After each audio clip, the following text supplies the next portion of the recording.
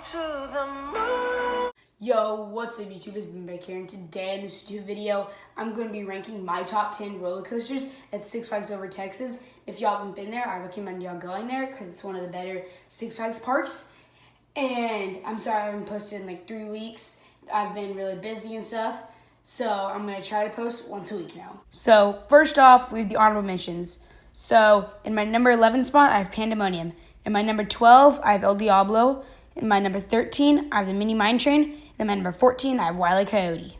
So this is a video of just the Pandemonium. It's a very fun spinning ride. I chose this one out of the four because this one's my favorite out of the four.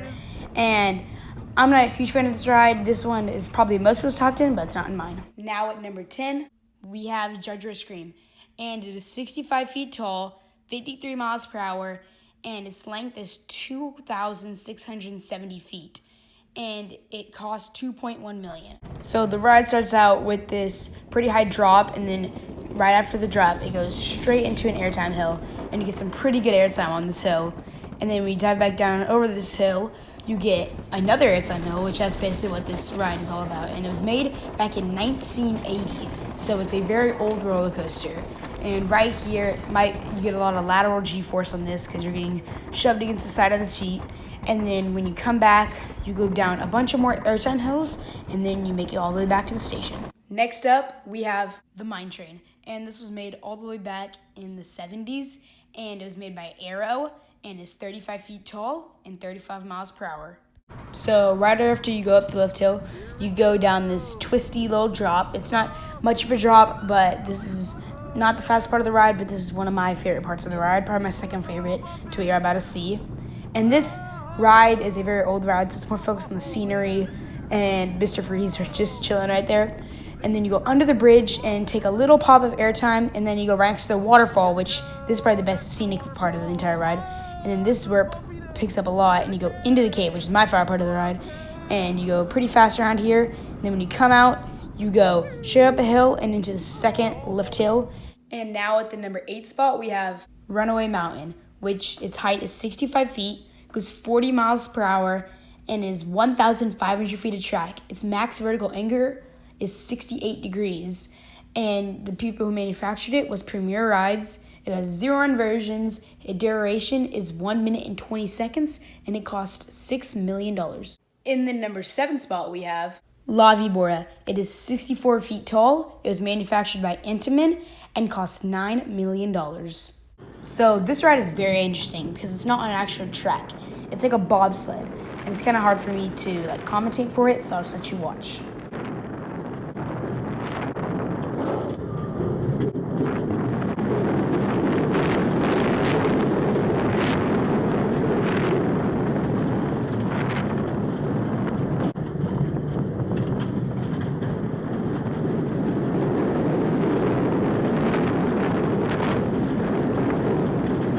Next up, the Joker, and it is 120 feet, 38 miles per hour, and has 6 inversions.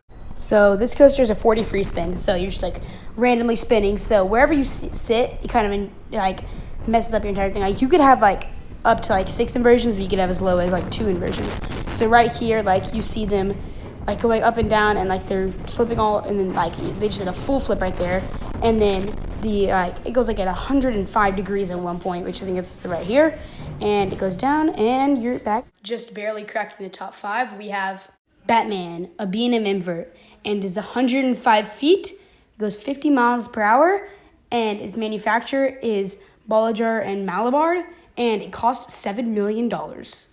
This ride has a lot of clones, so this is the one from Six Flags, but they have about 8, and right after the drop, you go into a loop, and then right after that, you go into a corkscrew element, and then after that, you go into another loop.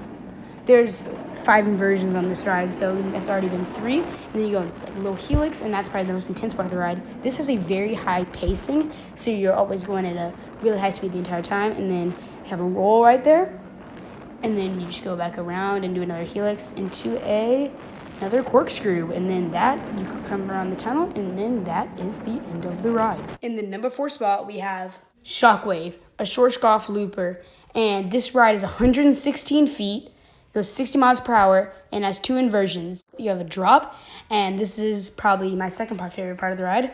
And then you go straight into the 2 double loops, which after this second loop, which you're about to see, this is the most G-force you'll probably ever experience on a roller coaster. It's almost 6 Gs, which is 6 times your weight pushing on yourself. And there's the mid-course brake run, and then you go around this little dip, and then one of my favorite parts of the ride, you go down, and then you come around, and then you go back down, right past the go-kart track. In the top 3, we have Titan, the tallest and fastest roller coaster at the park. It stands a towering 245 feet, goes 85 miles per hour, and cost $25 million. So right after the very long lift hill, you go into a 255-foot drop because it goes into a tunnel. And then you go around this turnaround, which isn't that fun for me. That's why this isn't so high, because the layout is not very good. And then you go into a very steep angle, and then you go back down, and then as you come back up, you get a little pop of airtime.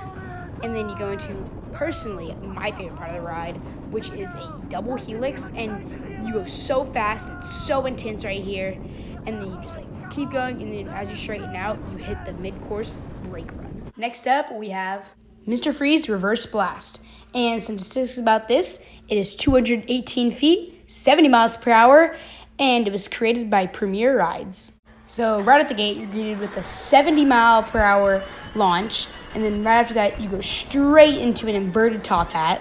So you go upside down, and that's a very high inversion right there. And then you go up a little hill, and then as you come back down, you go up to the iconic part of the ride. You go up a 90-degree vertical spike. It's a 218-foot spike, and then you come towering back down to earth, and then you go back across the whole course again. So this is a very fun ride, and is my second favorite ride in the park. And you go back over the inverted top hat, and then you go back into the station. In my number 1 spot, this should be no surprise to anyone, I have the new Texas Giant. It is 150 feet. Its duration is 3 minutes and 25 seconds, and it was created by Rocky Mountain Construction. After a long left tilt, you get to reconsider what you've done, and then you go at a 79-degree angle, almost a vertical drop, and then up a little pop of airtime hill, and then an overbank turn, which is probably my favorite part of the ride.